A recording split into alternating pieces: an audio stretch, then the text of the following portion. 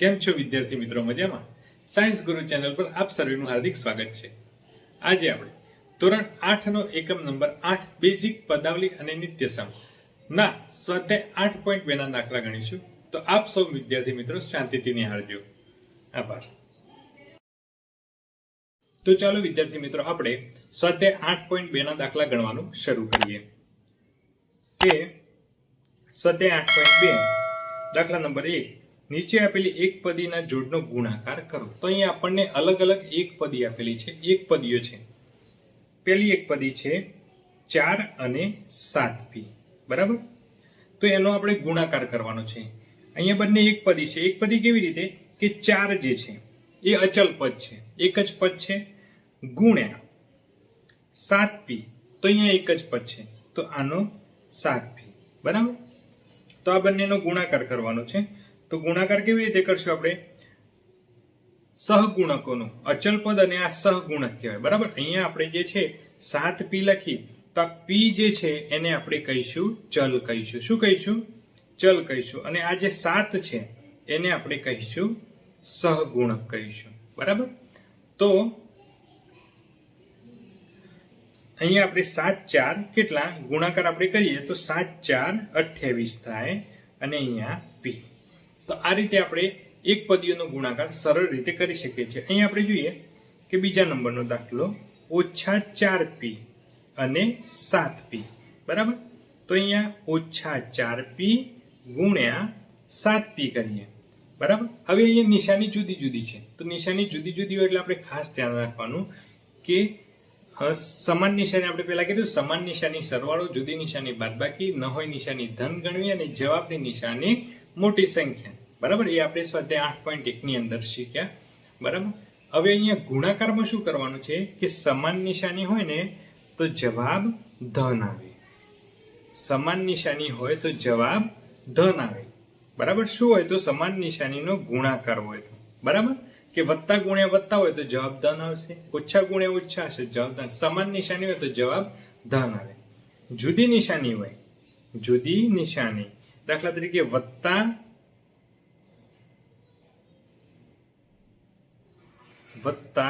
અને ઓછાની ગુણાકાર હોય તો જવાબ આવશે ઋણ આવશે. શું આવશે? ઋણ આવશે. તે જ રીતે ઓછા અને વત્તાનો ગુણાકાર હશે તો જવાબ આવશે ઋણ આવશે, બરાબર? આ ખાસ આપણે યાદ રાખવાનું છે, બરાબર મિત્રો? કે અહીંયા શું છે, 4p અને 7p બંનેની નિશાની જુદી જુદી છે. જુદી જુદી નિશાની હોય તો જવાબ શું છે? ઋણ આવે, બરાબર? શું આવે? ઋણ. અહીંયા 7 4 28p, બરાબર મિત્રો? તો આ રીતે આપણે એક પદીનો એક પદી સાથે ગુણાકાર કરી શકીએ છીએ. ત્યારબાદ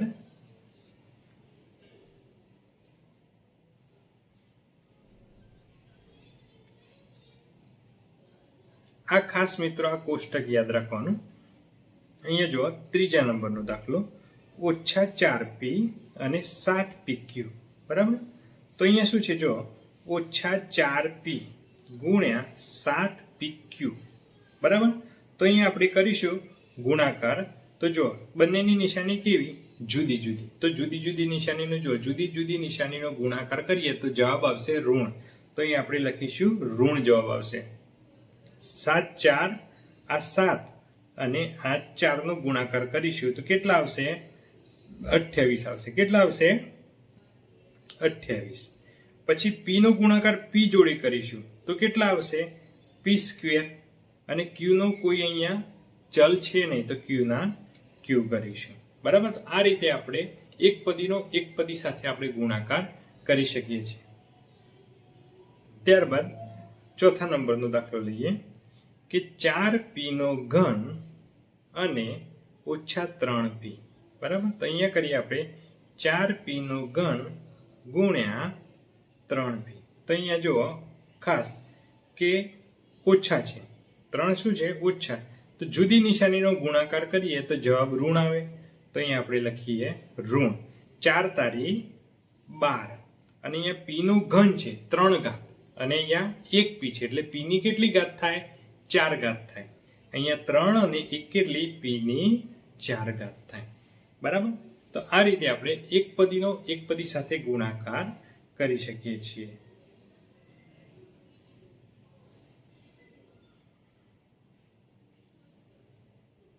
ત્યારબાદ લાસ્ટ દાખલો 5મા નંબરનો કે 4p અને 0. તો આપણને ખબર છે કે કોઈ પણ સંખ્યાનો ગુણાકાર શૂન્ય જોડે થાય તો આપણને જવાબ શૂન્ય મળશે. બરાબર. તો અહીંયા 4p ગુણ્યા 0 કરીએ તો જવાબ આપણને મળશે 0 મળશે. બરાબર મિત્રો. તો આ રીતે આપણે એક પદીનો એક પદી સાથે ગુણાકાર કરી શકીએ છીએ. ત્યારબાદ અહીંયા આપણને કીધું છે દાખલા નંબર 2 કે લંબચોરસની લંબાઈ અને પહોળાઈના માપ આપણને આપી દીધેલા છે. અહીંયા લંબાઈ પહોળાઈના માપ આપણને આપેલા છે. તો એક પદીની જોડનો ઉપયોગ કરીને લંબચોરસનું ક્ષેત્રફળ શોધો. બરાબર. તો અહીંયા આપણે લઈએ પહેલો દાખલો છે PQ છે. શું છે? PQ. આપણને PQ જે આપેલી છે તો પહેલો દાખલો લઈએ કે લંબાઈ છે P અને પહોળાઈ છે Q. શોધવાનું શું છે? આપણે લંબચોરસનું ક્ષેત્રફળ. તો અહીંયા આપણે લખીએ કે લંબચોરસનું ક્ષેત્રફળ બરાબર. લંબચોરસનું ક્ષેત્રફળનું સૂત્ર આપણને ખબર છે લંબાઈ ગુણ્યા પહોળાઈ. એ અહીંયા આપણે લખીએ લંબાઈ ગુણ્યા પહોળાઈ. બરાબર. તો લંબાઈ કેટલી આવી આપણી જોડે? તો લંબાઈ આવી આપણી જોડે P અને પહોળાઈ છે Q. તો P ગુણ્યા Q કરીએ તો PQ. અને ક્ષેત્રફળનો એકમ થાય ચોરસ. મીટર હોય તો મીટર, સેન્ટીમીટર હોય તો સેન્ટીમીટર, ફૂટ હોય તો ફૂટ. બરાબર. તો ચોરસ આપણે અહીંયા કોઈ એકમ આપેલો નથી તો ચોરસ એકમ એ આપણે એનો એકમ લખી શકીએ છીએ. બરાબર મિત્રો. ત્યારબાદ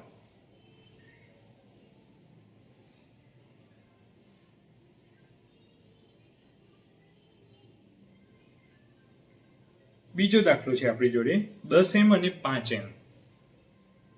બીજા દાખલામાં છે લંબાઈ આપણે લઈએ 10m અને પહોળાઈ લઈએ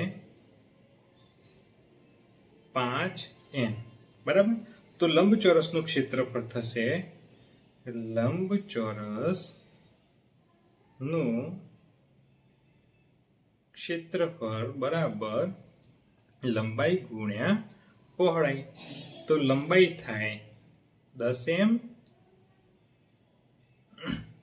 અને પહોળાઈ થાય 5m. બરાબર. તો 10 અને 5 સહગુણકોનો સરવાળો કરી લઈએ. પહેલા 10 5, આ 10 અને 5 નો ગુણાકાર થાય 50. કેટલો થાય? 50. અને m ના m અને n પણ નથી અહીંયા બીજો તો n ના n. બરાબર. તો 50 mn શું? ચોરસ એકમ. તો આ આપણને મળે લંબચોરસનું ક્ષેત્રફળ. બરાબર મિત્રો. ત્યારબાદ ત્રીજા નંબરનો દાખલો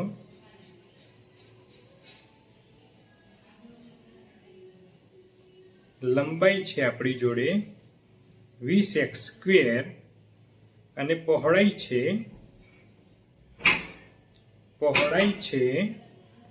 5y². તો આપણે લંબચોરસ નું ક્ષેત્રફળ બરાબર લંબાઈ ગુણ્યા પહોળાઈ. તો લંબાઈ લખીએ આપણે 20x² અને પહોળાઈ લખીએ 5y². બરાબર. તો અહીંયા ગુણાકાર કરીએ આપણે 20 નો 5 સાથે કરીએ તો 20 પંચુ 100 અને x વાળું કોઈ પદ નથી તો x² અને અહીંયા y². ચોરસ એકમ થાય. બરાબર. ત્યારબાદ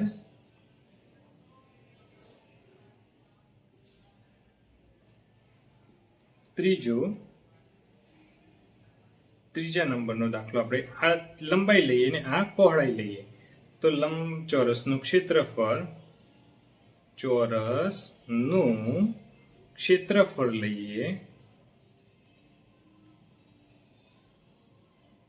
ક્ષેત્રફળ બરાબર લંબાઈ ગુણ્યા પહોળાઈ લઈએ. લંબાઈ છે 4x અને પહોળાઈ છે 3x². તો 4 તારીખ કેટલા થાય? 12. અને અહીંયા x અને x નો વર્ગ 1x છે અને x ની 2 ઘાત છે, એટલે x ની ટોટલ કેટલી ઘાત થઈ? 1 અને 2 એટલે કેટલી? 3 ઘાત. તો અહીંયા આપણે લખીએ x નો ઘન ચોરસ એકમ. કોઈ એકમ આપેલો નથી એટલે આપણે ચોરસ એકમ લખવું પડે. ત્યારબાદ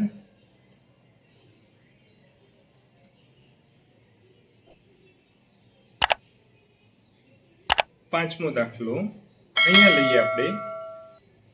લંબચોરસ નું ક્ષેત્રફળ લંબાઈ ગુણ્યા પહોળાઈ. તો આ લંબાઈ લઈએ અને આ પહોળાઈ લઈએ. બરાબર? તો લંબાઈ લઈએ આપણે 3 mm અને પહોળાઈ લઈએ 4 NP. બરાબર? તો અહીંયા જો મિત્રો કે 3 4 કેટલા થાય? આ 3 અને 4 કરીએ તો 12. 3 4 12. m અહીંયા નથી તો અહીંયા m ના m લખીએ. n અહીંયા n અને n, અહીંયા પણ n છે અને અહીંયા પણ n છે. તો શું થશે? n ની 2 ઘાત થશે. તો અહીંયા આપણે લખીશું n ની 2 ઘાત. અને અહીંયા p અહીંયા છે પણ p અહીંયા નથી તો અહીંયા p. બરાબર? તો અહીંયા આ રીતે આપણે લંબચોરસના જુદા જુદા બાજુના માપ આપેલા છે, એના ઉપરથી લંબચોરસનું ક્ષેત્રફળ આપણે બહુપદીની પદાવલીની મદદથી આપણે શોધી શકીએ છીએ. તો આ રીતે વિદ્યાર્થી મિત્રો આપણે સ્વાધ્યાય 8.2 ની અંદર એકપદીનો એકપદી સાથે ગુણાકાર કેવી રીતે કરવો તેના વિશે માહિતી મેળવી. બરાબર મિત્રો? અને જો આપણો વિડીયો ગમ્યો હોય મિત્રો તો આપણી ચેનલ સાયન્સ ગુરુને સબસ્ક્રાઇબ કરજો, જેથી આવનારા નવા વિડીયો તમારા સુધી સરળતાથી પહોંચી શકે. આભાર.